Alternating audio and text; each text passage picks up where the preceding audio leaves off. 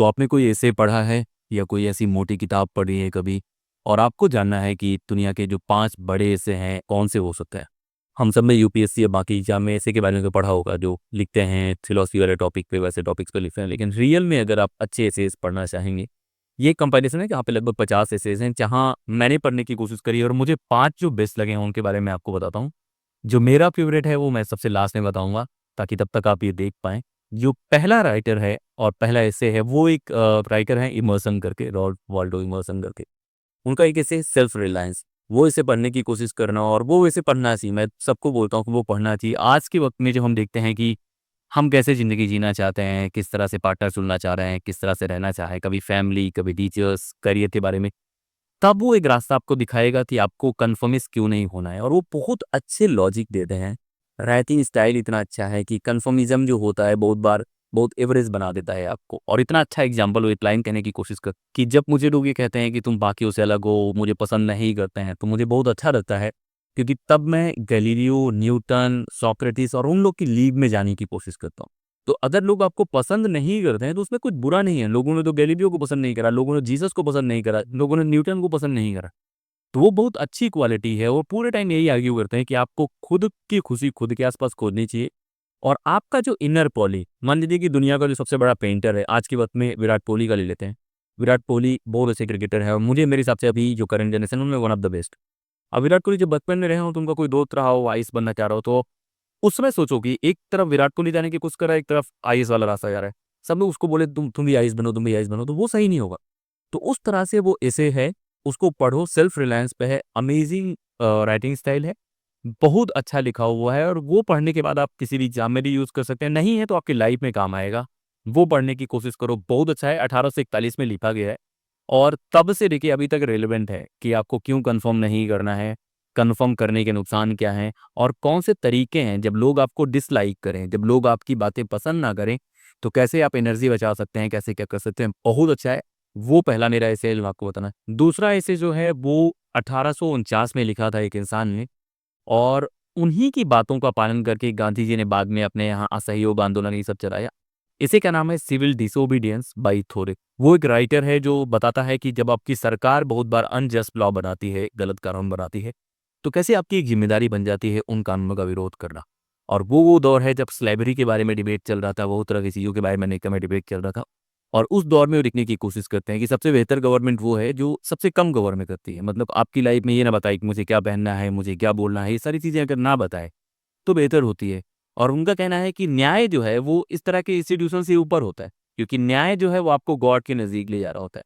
तो बहुत अच्छा लॉजिक है, अगर आप पढ़ेंगी तो हो सकता है कि आपके आस-पास के लोग आपको पसंद ना करें, क्योंकि बहुत बार आप फिर टैग हो जाएँगे कि नहीं ये तो आवाज़ उठाता है, ये करता है, उस तरह की बातें। लेकिन एक बेहतरीन इसे है और हमें इससे भी पालन करना चाहिए, क्योंकि महात्मा गांधी के गुरु के रूप में रहे हैं, महात्मा गांधी ने उनका पालन करके हमें अंग्रेज़ों से आज़ादी दिलाई है। इस वजह से इसे पढ़ना चाहिए। राइटिंग स्टाइल बहुत अच्छा है और इस तरह की राइटिंग जब आप पढ़ते हैं तो आप बहुत ईज़िली कन्विंस भी हो जाते हैं और बहुत अच्छा थ्योरेटिकल बेस है। मैं बहुत बार है कि बहुत अच्छी राइटिंग वाले भी एसेज़ हैं, लेकिन मुझे वो एसेज़ पसंद आते हैं जहाँ पे कुछ थॉट हो, कुछ वैसी चीज़ हो जो पढ़ने के बाद आपको उन पे लगे कि आप सेम नहीं हैं, आप वही इंसान नहीं हैं जो इसे पढ़ने के पहले। मतलब कोई भी अच्छी राइटिंग मैं उसको मानता हूँ जो थोड़ा-सा आपको बदल दे, आपको झकझोर दे, आपको लगे कि यार हिला दिया क्या भाई? मतलब जो मैंने सोचा हुआ था, जो मैंने पकड़ के बैठी थी अपनी बातें, उनको उसने थोड़ा बहुत इधर-उधर डैमेज कर दिया है। तो ये तो दूसरा एसे हो गया जो मैं आपको बताऊँगा पढ़ने के लिए। तीसरा एसे है ट्रेजेडी के ऊपर, ऑफ ट्रेजेडी करके एक एसे है, डेविड ह्यूम करके। मेरे one of the best philosopher लगते हैं मुझे। इतना इंटरेस्टिंग इंसान, स्कॉटिश एनलाइटनमेंट और इसके बारे में कभी पढ़ना डिटेल से मैं बता दूँगा आपको। तो आपने एडम स्मिथ का नाम सुना होगा, उन्हीं से जुड़े हुए डेविड ह्यूम थे। उनके बारे में तो ऐसे इंट्रोडक्शन नहीं कराना चाहिए, उनका अपना एक अस्तित्व है। उन्होंने इकोनॉमिक्स के ऊपर लिखा, पॉलिटिक्स के ऊपर लिखा, लेकिन सबसे ज़्यादा उन्होंने ह्यूमन इमोशंस के ऊपर लिखा। तो बताने की कोशिश करते हैं कि यार इंसान जो होता है, वो अपनी लाइफ में तो ट्रेजेडी पसंद नहीं करता है, लेकिन वो दूसरे लोगों की लाइफ का ट्रेजेडी क्यों एन्जॉय करता है? वो ट्रेजेडी वाले ड्रामे क्यों एन्जॉय करता है? और उसकी बातें जो वो लेके आते हैं मोरल सेंटिमेंट्स के बारे में, कैसे इंसान बिहेव करता है उसके बारे में, वो बहुत इंटरेस्टिंग है कि कैसे हम एस्थेटिक चीज़ों में सही से रिड्यूस कर दें अगर अपने पेन को भी, उससे भी प्लेज़र आ जाता है। बहुत बार गम वाले गाने देखते नहीं कि आप लगा के सुन रहे होते हैं, तो गम वाले गाने जब आप सुन रहे होते हैं तो आप दुखी नहीं होते, आप आनंद में होते हैं। तो वो चीज़ें अगर आपको समझनी है, डीप दिमाग लगाना है, तो आपको डेविड ह्यूम के पास जाना चाहिए। उनकी एक बहुत फेमस लाइन है जो one of the best line मानता हूँ मैं, अब मैं फ़ो पालन करता हूँ उसका। लाइन ये है, future has no obligation to mimic past. मतलब आपका जो भविष्य है उसके ऊपर कोई जिम्मेदारी नहीं है कि पास्ट में जैसे होता है वैसे होता है। तो थोड़ा-सा वो इंडक्टिव रीजनिंग को कैंसिल करते हैं, थोड़ा बताते हैं कि दुनिया बड़ी कैओटिक है, हमें नहीं पता कि कैसे जाने वाली है। तो ये इसे आप पढ़ने की कोशिश करें। डेविड ह्यूम का है ऑफ ट्रेजेडी करके से है, वो पढ़ेंगे तो उसके साथ उनके और भी वर्क हैं वो आप पढ़ लेंगे। लेकिन ये इसे आपको पढ़ना चाहिए। तो ये तो हो गया तीसरा essay of tragedy by David Hume, वहाँ पे इस तरह की बात। चौथा जो एसे है वो भी कहीं न कहीं इसी तरह का एक कनेक्टेड एसे है और वो एसे है द प्लेज़र ऑफ हेटिंग, कि नफ़रत करने का जो मज़ा है, उसके ऊपर। अब सोचो कि जब हम एसे लिखने की कोशिश करते हैं, हमें बोला जाता है गाय के लिखो, इस पे लिखो, ये सारी चीज़ें बचपन में। लेकिन जब आप बड़े हो जाते हैं तब भी इंडिया में कुछ तो अच्छे राइटर्स हैं जो लिखते हैं, हिंदी में ख़ास तौर पे बहुत सारे राइटर हैं। लेकिन जो कोचिंग और जो बाकी ये लोग बताते हैं वो क्वालिटी नहीं है।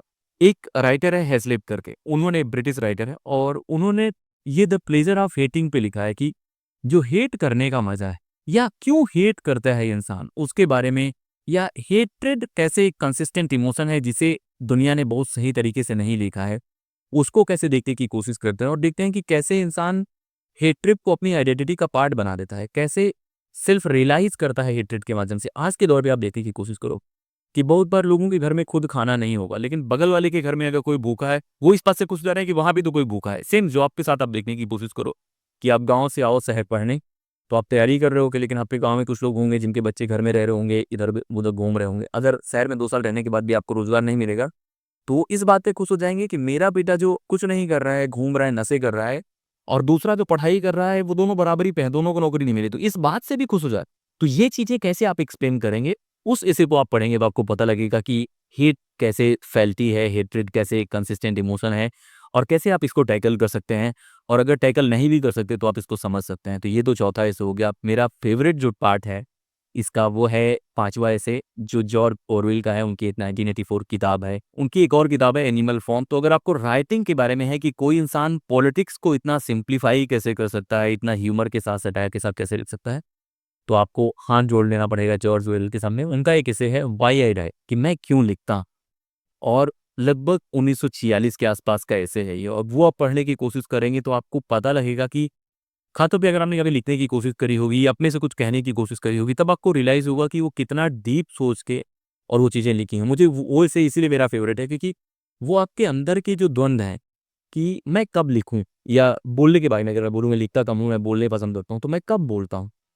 तो उनका बहुत अच्छा रेफ़रेंस पॉइंट है कि जब मुझे कोई चीज़ गलत लगती है, मुझे लगता है कि यहाँ कोई झूठ बोला गया है, तो उसको एक्सपोज़ करने के लिए मैं बोलने की कोशिश करता हूँ। फिर मैं आता है सवाल कि मैं कैसे बोलूँगा? या वो उनके सेंस में कैसे लिखूँगा? क्या वो ह्यूमर होना चाहिए? क्या एस्थेटिक होना चाहिए? सारी चीज़ें होनी चाहिए। तो बहुत डीप वो बताने की कोशिश करते हैं। तो अगर आपको राइटिंग में इंटरेस्ट है तब तो बिल्कुल वो पढ़ना चाहिए। नहीं भी है तो जॉर्ज ऑरवेल का जो लिखने का स्टाइल है, वो बहुत अच्छा है। अगर आप एनिमल फ़ार्म पढ़ेंगे, हँस-हँस के लौट जाएँगे, या 1984 पढ़ेंगे तब आपको बहुत बेहतर लगेगा। तो ये किताबें पढ़ने की कोशिश करो, ये एसेज़ पढ़ने की कोशिश करो। यूपीएससी के लिए अगर तैयारी कर रहे हैं, आप 50 कोचिंग में ट्राई कर लीजिए। अगर आप इनका आधा भी ऐसे लिख देंगे ना, आपका 120-130 नंबर कहीं नहीं है। जो राइटिंग स्टाइल है, जिस तरह से शुरू करते हैं, एक बार आप शुरू करेंगे तो जब तक खत्म नहीं कर लेंगे तब तक आप नहीं रुकेंगे। उस तरह के एसेज हैं। गोल ये ना कि मैं आपको बता पाऊँ किस तरह की किताबों के माध्यम से कि कितने अच्छी राइटिंग्स रही हैं लोगों की, और अपने पास से कनेक्ट होने के लिए, अच्छे निबंध पढ़ने के लिए आपको ऐसे राइटर्स के पास जाना चाहिए, उनकी किताबें, उनके निबंध पढ़ने चाहिए। तो अगर आप ये पढ़ते हैं, इस तरह की चीज़ें करते हैं, तो कहीं न कहीं आप ज़्यादा बेहतर हो जाएँगे। और इस वीडियो में इतना ही, लगातार ऐसे बने रहिए, देखते रहिए, बाकी लोगों से शेयर कीजिए और कमेंट करके बताइए कि आपको अभी तक का बेस्ट किताब या बेस्ट राइटिंग कौन-सा लगा है।